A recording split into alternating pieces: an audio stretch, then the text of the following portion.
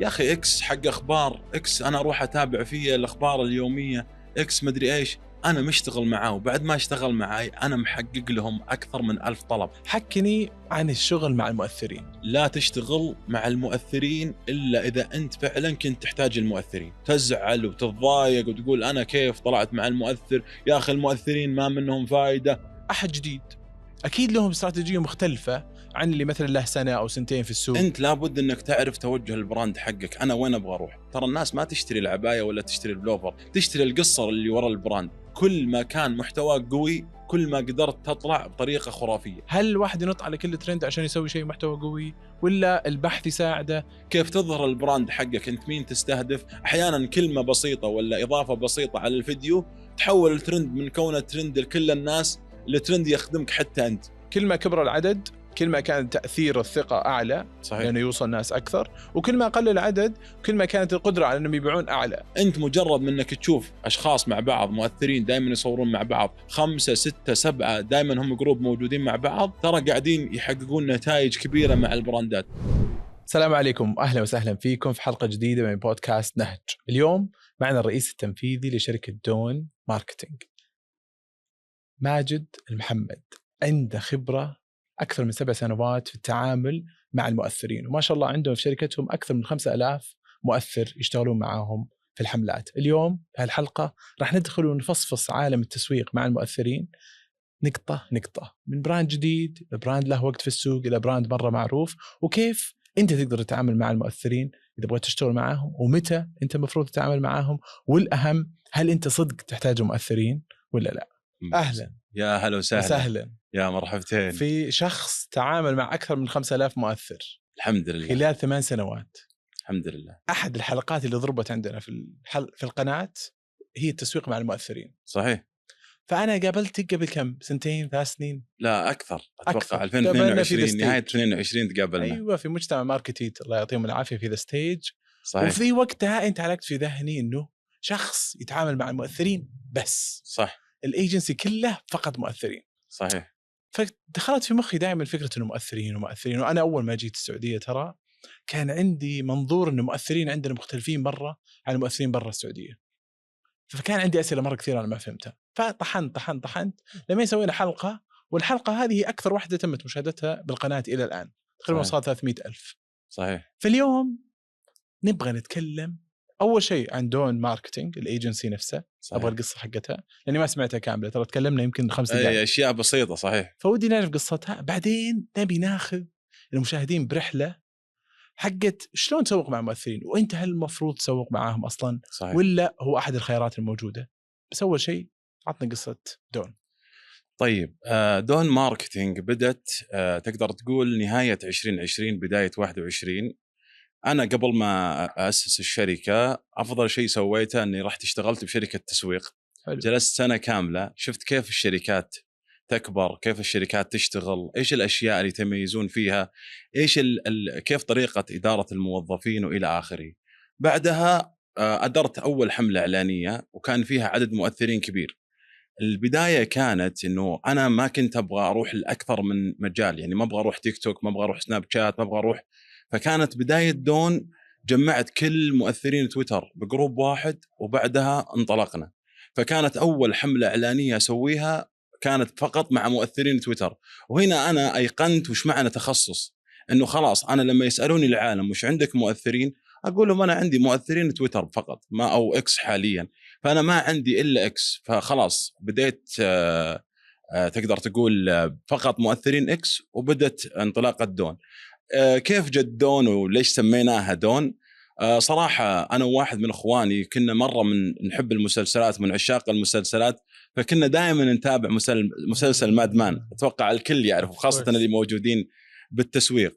فبعد متابعة عميقة ونشوف ما شاء الله كيف التسويق بالستينات والسبعينات والثمانينات في أمريكا، فجاني على طول كذا، عرفت زي اللمبة لازم أسمي الشركة دون. فالحمد لله سميناها دون، وبعدها طلعنا باسم دون وبدينا نكبر حبة حبة. حكني عن الشغل مع المؤثرين. والله شوف، الشغل مع المؤثرين دائما ما أقول أنا أنه العملية مو بسيطة، وخاصة لما أقول مع الشركات أنت تقدر تتواصل مع المؤثر دايركت صحيح عندك هذا الخيار، ولكن هل هو بيطلع لك الحملة الإعلانية زي ما أنت تبي؟ هل التيم عندك جاهز إنه يكتب البريف بالشكل اللي أنت تبغاه؟ كل هذه التفاصيل لابد أن يكون عندك اطلاع عالي فيها، بحيث أنك أنت تقدر تطلع أو تطلع أفضل ما بالمؤثر.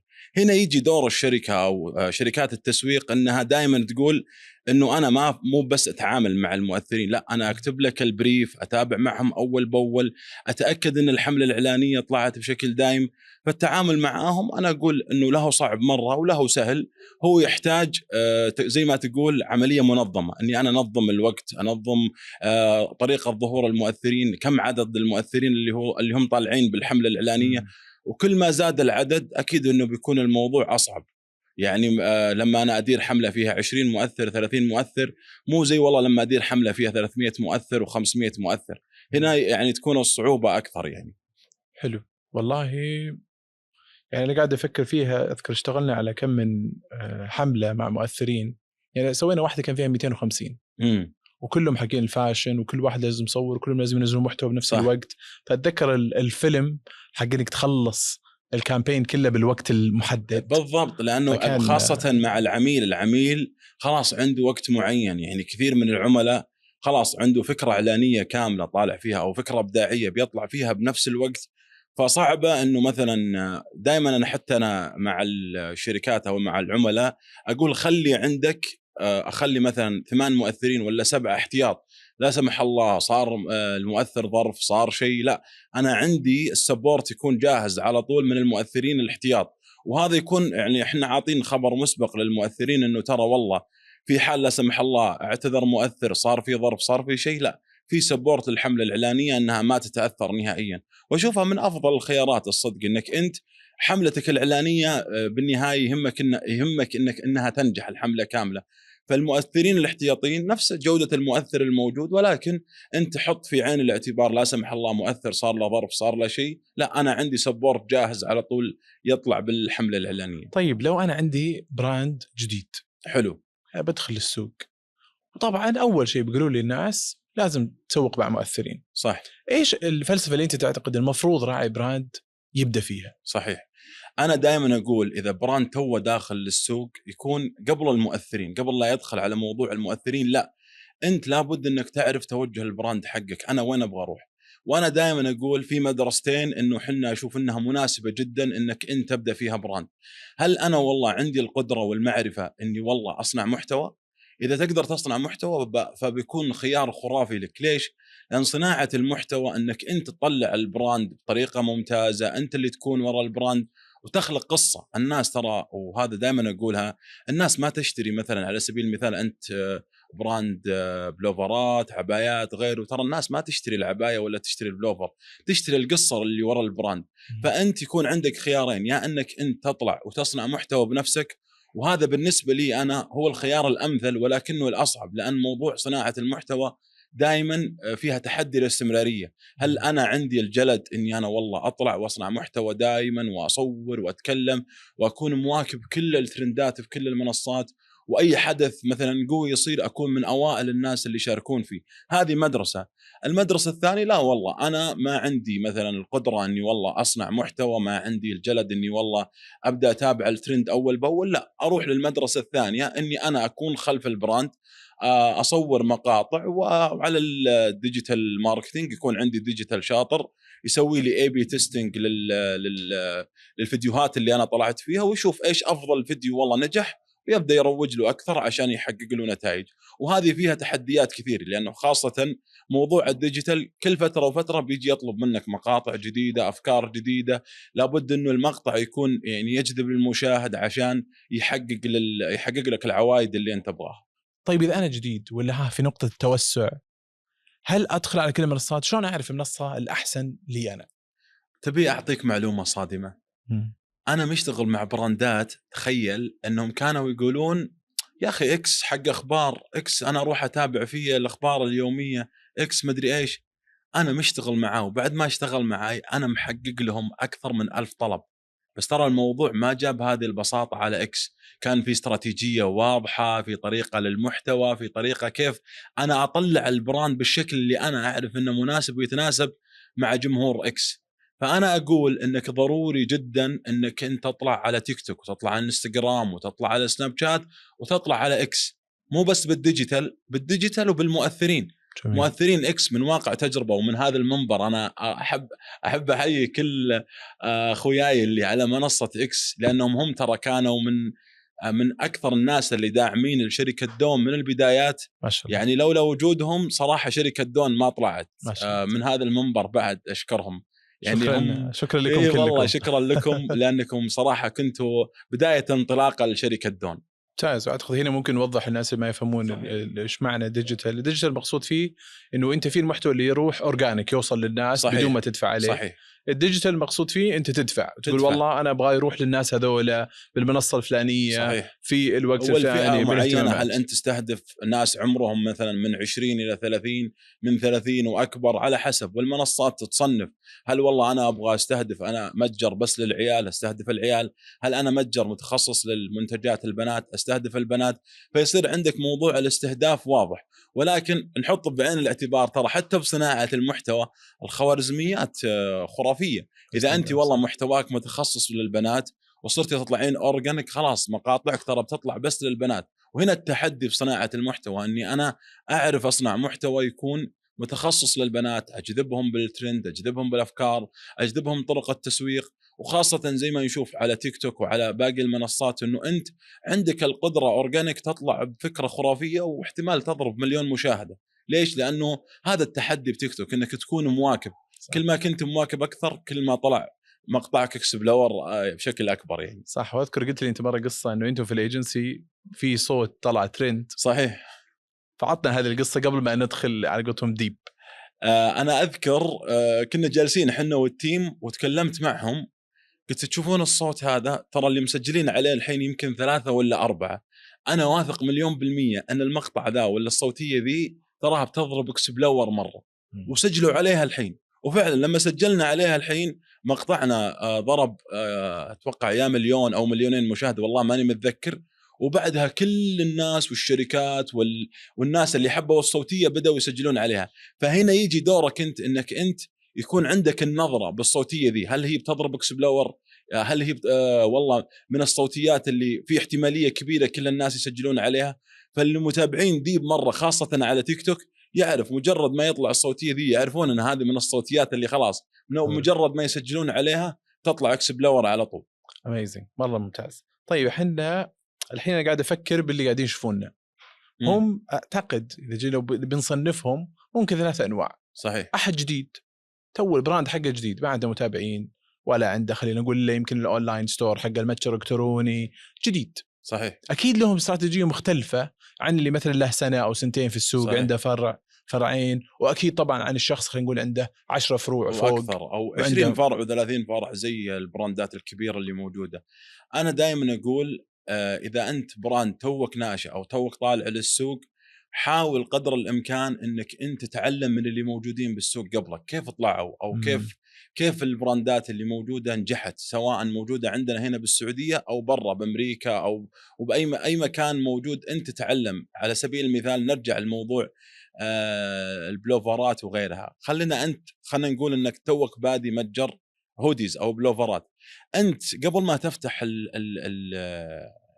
البراند حقك او تطلع للناس فيه، شوف اللي موجودين برا بكل الدول كيف هو ماسك البراند حقه، كيف يسوق له، كيف قاعد يطلع للناس، كيف اساسا هل هو قاعد يسوق اورجانيك زي ما قلنا قبل شوي قاعد يصنع محتوى، او متجه للديجيتال والاشياء هذه. غالب الناس اللي موجودين وقاعد يطلعون اكسبلور بشكل كبير تلقاهم يطلعون اورجانيك. فانت من قبل ما تبدا البراند حقك شوف الناس اللي موجودين بالسوق وابحث. ترى البحث انا دائما اقول سر نجاح اي براند موجود بالسوق السعودي انه بحث بحث بحث الين تعمق مره بالمجال اللي هو داخل. ما بدا البراند او نجح فيه بالصدفه. الناس يتوقعون انه والله مجرد والله واحد لقحت معاه وصدفت انه والله خلاص طالع ونجح البراند. لا، تلقاه تعمق، شاف الناس كيف تسوق، شاف الناس كيف تصور، لانه موضوع جلسات التصوير وانك كيف تصور، كيف تظهر البراند حقك، انت مين تستهدف، فالبراند خلينا نقول تو ناشئ او تو طالع، اهم لحظه بالنسبه له اللي تكون يعني فارقه او مفصليه انه يبدا يبحث ويتاكد كيف يطلع البراند حقه. اذا وصل للمرحله انه يعرف كيف يطلع البراند حقه، نرجع للنقطه الاساسيه اللي تكلمنا عليها. هل هو بيطلع اورجانيك وهو يصنع محتوى وعنده القدره انه يطلعه بالمنصات بطريقه اورجانيك زي ما قلنا صناعه محتوى وغيره، او والله يستعين سواء بايجنسي او بناس متخصصين يسووا له جلسات التصوير، يبدون يروجون له للمنتج، يبدون يمسكون معاه كل الاشياء اللي المفروض يطلع فيها، يمسكون له المتجر الالكتروني، يمسكون له حساباته بالسوشيال ميديا، يصورون له مقاطع. حتى انا اشوف انه حتى انت مو بشرط انك انت تتكلف وتصور مقاطع هاي برودكشن، تقدر تصور مقاطع اللي هي اليو جي سي، مقاطع تكلفتها قليله وبنفس الوقت تقدر تصور 10 20 مقطع وتخليها كل ما احتاج مثلا مسؤول الديجيتال عندك او الشركه اللي ماسكه الديجيتال عندك تبدا تروج لك المقاطع هذه. خلاص انتهينا من موضوع انت براند توك ناشئ. انت عشان تبدا تكبر شوي شوي، خلاص زي ما قلنا، يا اني انا اتجه الموضوع اني انا اطلع اورجانيك، والاورجانيك خلاص بتبدا تشوف نفسك تكبر، تبدا الطلبات تكبر، تبدا تحتاج انك انت تعزز موضوع انه احد يمسك معاك الشغل، لانك انت لحالك ما راح تمسك كل صح. الاشياء هذه. فتبدا صح. مثلا يكون عندك خدمه عملاء، يكون عندك احد ماسك معاك الطلبات، تبدا تكبر التيم حبه حبه بناء على عدد الطلبات اللي موجوده عندك.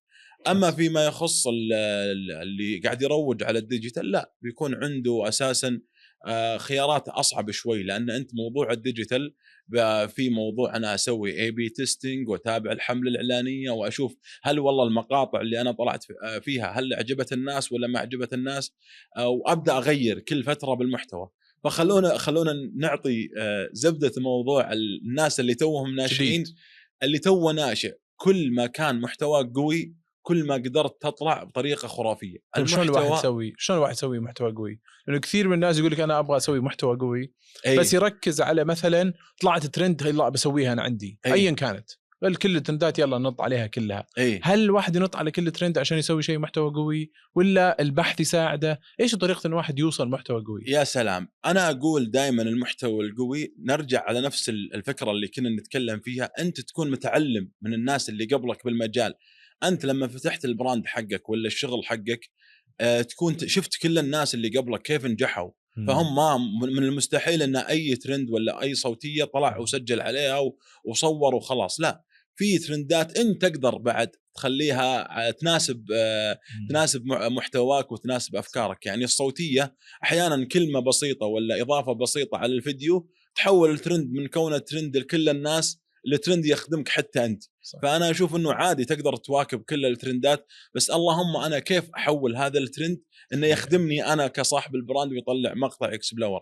اما الناس اللي خلينا نقول قاعدين يشتغلون على الديجيتال، هو اساسا يكون مصور مقاطع زي ما اتفقنا بالبدايه 10 20 مقطع، وهنا يجي دور مسؤول الديجيتال عنده يقول والله النوعيه المقاطع هذه جمهورك اللي والله بدنا نطلع لهم المقاطع بدأوا يحبون الافكار هذه، فصور لي مثلا فيديو 2 3 4 من نفس الفيديوهات اللي طلعت فيها.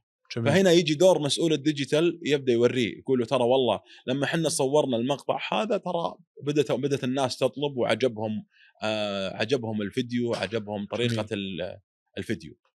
جميل. فاذا براند جديد اشتغل على كونتنت قوي، صح، او ديجيتال قوي، صحيح، انه احد يقدر يوصلك للعميل الصح. صحيح، ممتاز. طيب انا الحين موجود في السوق، صار لي سنه سنتين، عندي ممكن خلينا نقول 5 فروع، ابغى اللي قبل شوي كان الهدف فيه زياده وعي الناس معرفه البراند، يعرفون البراند حقي، يبدون يتعرفون عليه اكثر، وتبدا تجي الطلبات حبه حبه على حسب منتجك وعلى حسب رغبه الناس فيه بعد.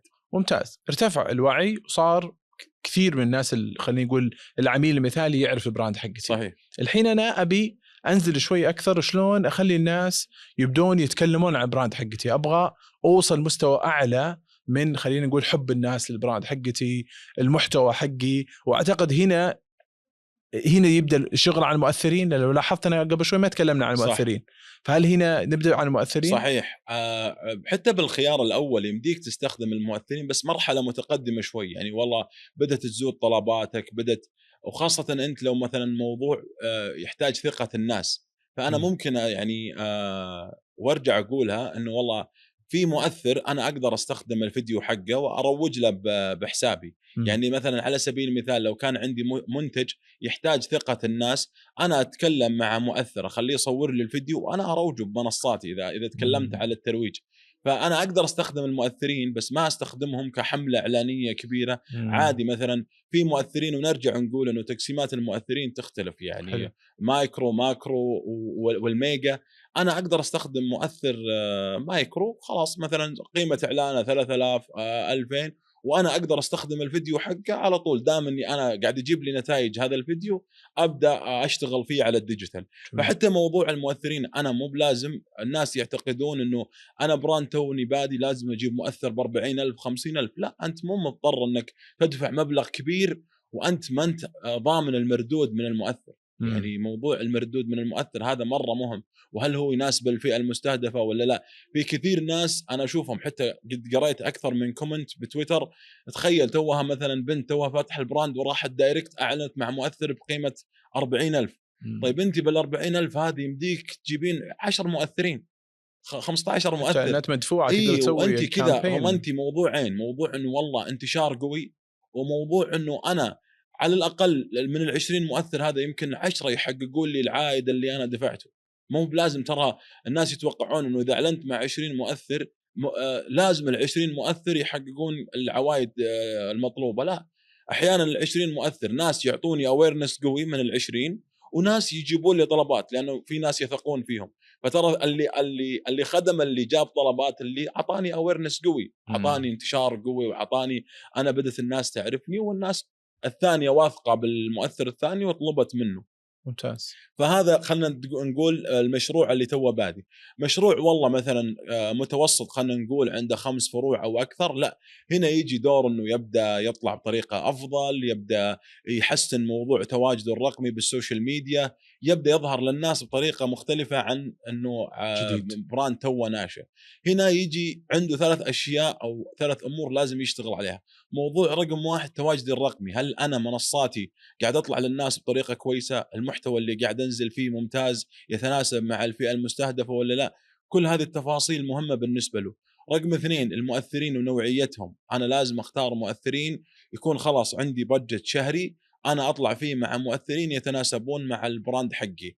لابد يكون عندي خطه شهريه، انا ما مثلا ما يمر شهر شهرين ثلاثه انا ما طلعت مع مؤثرين. هذا خطا كبير بعد يطيحون فيه كثير من الناس، انه فجاه مثلا يكون ماشي كويس، فجاه تلقى مبيعات وطاحت مره، هو ما يدري انه هذا تاثير عكسي لانه هو جلس فتره ما طلع مع مؤثرين. فوجود المؤثرين غير موضوع انه انت لو قدرت تصنع محتوى بحسابات الشركات او عفوا حساب الشركه حقتك، انك انت قدرت تصنع محتوى بنفس بحساب الشركه، هذا راح يكون فارق كبير معك، لانك انت قاعد تطلع بحساباتك بالسوشيال ميديا، قاعد تطلع مؤثرين. واضف الى ذلك الشركات خلاص من صارت متوسطه واكبر ضروري جدا انها تكون شغاله ديجيتال. فخلاص انت مجرد ما وصلت لمرحله متوسطه واكبر يكون عندك اكثر من شيء. خلني اعيدها من جديد. رقم 1 انه انت واجدك الرقمي يكون ممتاز مره، تكون موجود على كل المنصات، تتفاعل مع الناس، تبدا ترد على الناس بشكل كويس، تشارك اذا انت والله توجهك ترندات تبدا تشارك بكل الترندات اللي موجوده وتشوف ايش الانسب اللي يتناسب معك. ورقم 2 اللي هو موضوع المؤثرين، انا لابد اني اختار مؤثرين، يكون عندي خطه شهريه من بدايه الشهر لين نهايه الشهر، ما يجلس شهر كامل الا عندي مؤثرين قاعدين يطلعون. ايش المؤثرين؟ عاد انت واختيارك. هل انا والله بختار مؤثر كبير يكون موجود مثلا من الميجا والباقيين يعززون لي الحمله الاعلانيه مايكرو وغيرها، او انا والله لا افضل اطلع مع مايكرو كل الشهر كامل.